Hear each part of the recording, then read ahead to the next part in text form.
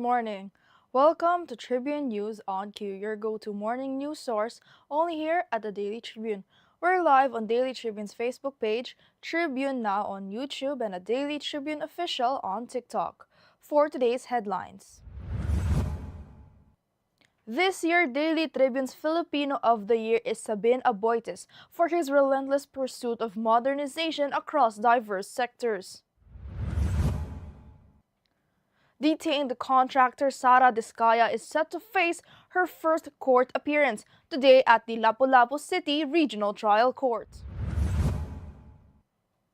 Political Coalition One Sambayan is urging the Department of Finance and Bureau of Treasury to return more than 107 billion pesos in PDIC funds that were remitted to the National Treasury last year.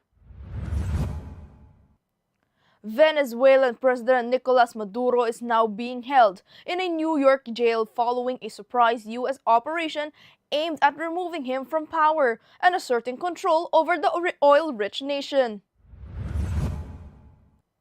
Venezuela's state oil firm PDVSA has started cutting crude production after running out of storage space amid an ongoing U.S. oil blockade. The national government overshot its 2025 budget by 8.98 billion pesos after releasing additional unprogrammed appropriations.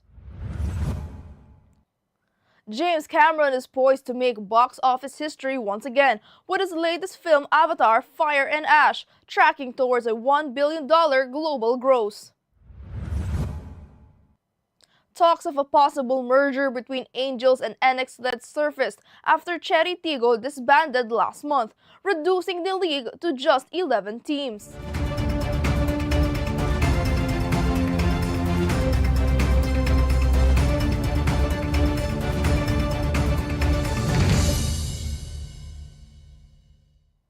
Today is the 5th of January, and I'm Eliana Lacap bringing you today's top stories. Let's kick things off with today's weather.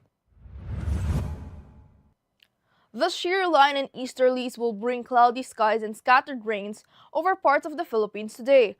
The shear line affects Visayas and southern Luzon, while easterlies impact Mindanao.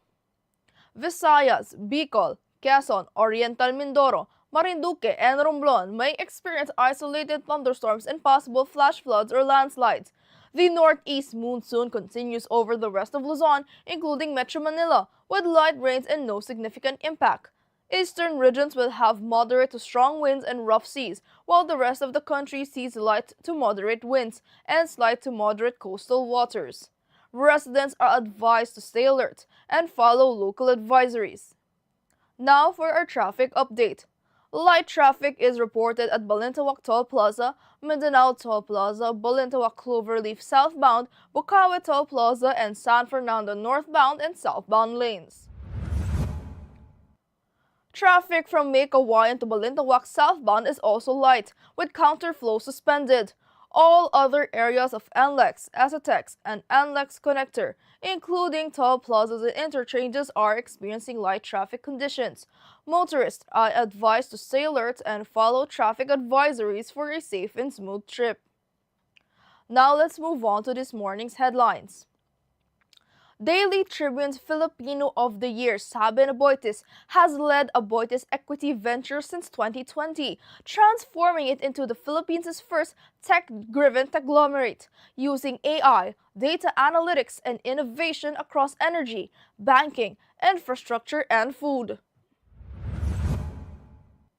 His leadership was highlighted by a 13.7 billion peso BlackRock GIP investment in Aboites Infra Capital, boosting infrastructure projects and attracting foreign investments. Aboites also championed sustainability, renewable energy, smart grids, digital banking, and workforce development, positioning the conglomerate for long-term growth and national economic impact. Now detained contractor Sara Discaya appears in court today at the Lapu-Lapu City Regional Trial Court as judges hear her motions to quash arrest warrants and case filings tied to an alleged DPWH ghost project. Security has been tightened at the female dormitory jail, with BJMP and PNP units on standby for her transport. Diskaya denies the accusations and remains detained with 8 DPWH officials. Her arraignment for malversation and graft charges is scheduled on January 13, 2026. Now, political coalition One Sambayan urged the Department of Finance and the Bureau of Treasury to immediately return over 107 billion pesos of PDIC funds transferred to the National Treasury in January 2025. The Supreme Court ruled the transfer illegal, striking down related provisions and DOF Circular Number 003 of 2024 and confirming the money is held in trust for bank depositors, not government property. One Sambayan stressed the decision is final and executory, giving DOF and BTR a clear legal duty to return the funds without delay. Now, Venezuelan President Nicolas Maduro was captured by U.S. forces in a surprise operation and flown to New York to face drug trafficking and weapons charges after airstrike hits Caracas. The raid sparked celebrations among exiled Venezuelans, while Vice President Delcy Rodriguez was ordered by Venezuela's Supreme Court to act as interim leader. The U.S. signaled plans.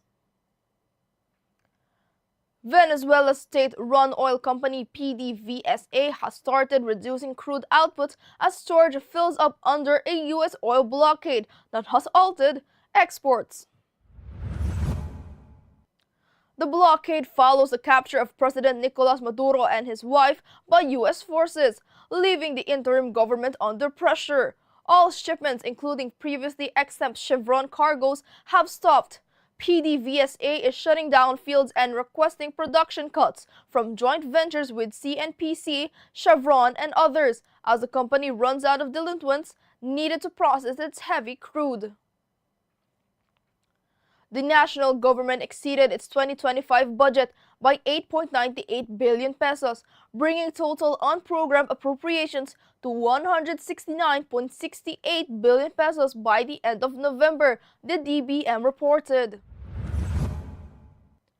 Disbursements reached 6.335 trillion pesos, slightly above the program's 6.326 trillion pesos, with full releases completed only in November.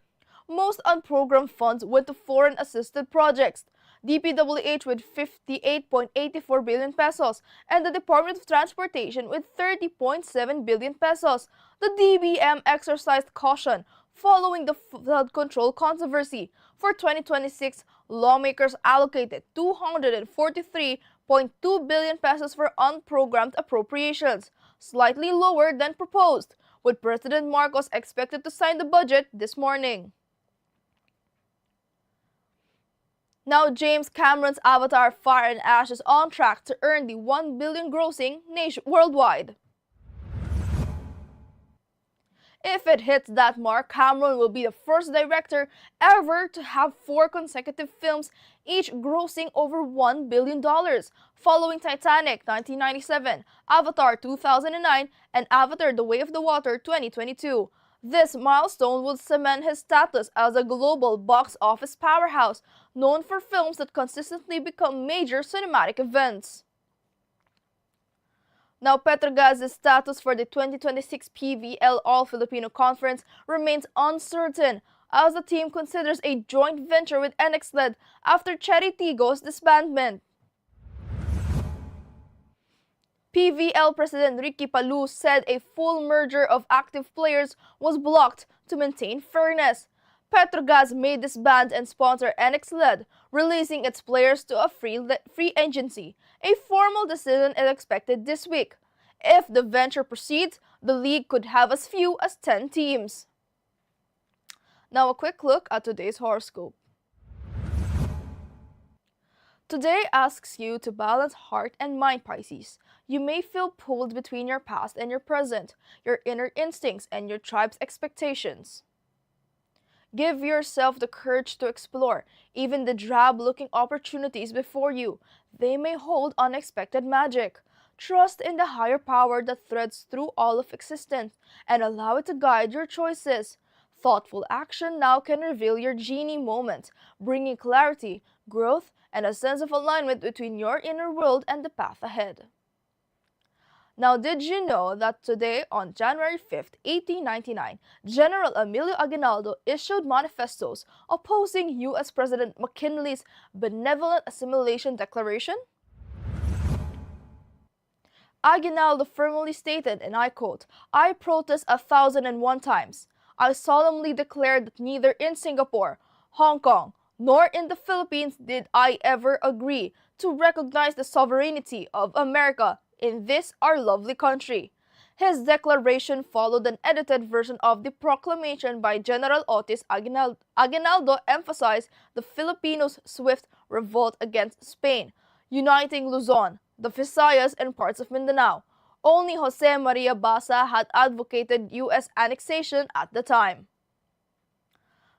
Now, this morning's viral, which I'm sure many can relate, is a TikTok uploaded by Sabrina Junio that has racked up 3.5 million views and has left netizens all relating. The clip shows a crying child until he is given money in front of him, and suddenly the tears are gone. Netizens were quick to comment things like, "Same, and who says money can't buy you happiness?" And that's all for now, mga katribu. Join us again at 1 o'clock p.m. for more updates. This has been Eliana Lacap for Tribune News on Q.